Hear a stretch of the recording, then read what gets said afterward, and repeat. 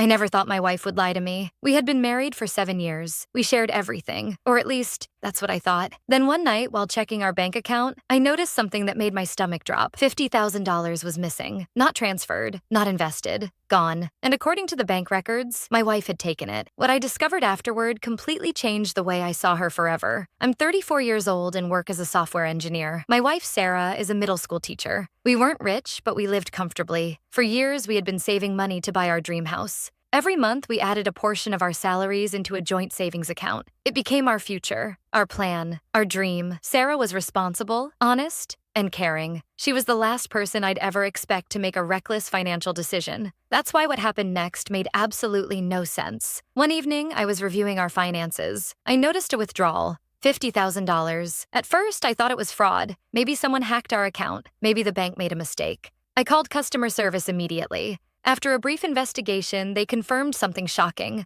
The withdrawal was legitimate. It had been authorized using Sarah's credentials. My hands started shaking. I didn't know what to think. Why would she take that much money without telling me?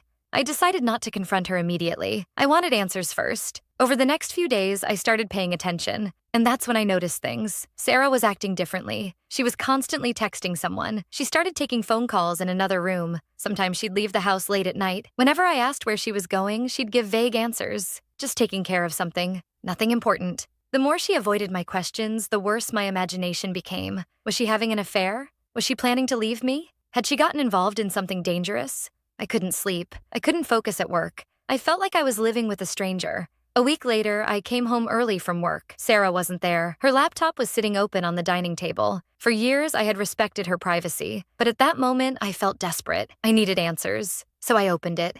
And what I found wasn't what I expected. There were dozens of emails. Not from another man, not from lawyers, not from secret bank accounts. They were from hospitals, medical centers, specialists, treatment facilities. I kept reading. And suddenly, everything started making sense. Sarah's younger brother, Michael, had been diagnosed with a serious illness nearly a year earlier. The treatment was expensive, far more expensive than his insurance could cover. Sarah had been helping him financially in secret. She didn't want me to know. Not because she didn't trust me, but because she knew exactly what I'd do.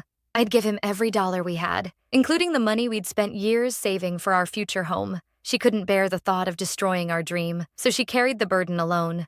When Michael's condition suddenly became worse, she panicked. The doctors needed payment immediately. Without telling anyone, she withdrew $50,000 and paid for his treatment.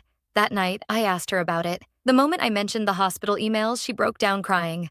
For the first time in weeks, she told me everything. Every appointment, every bill, every sleepless night.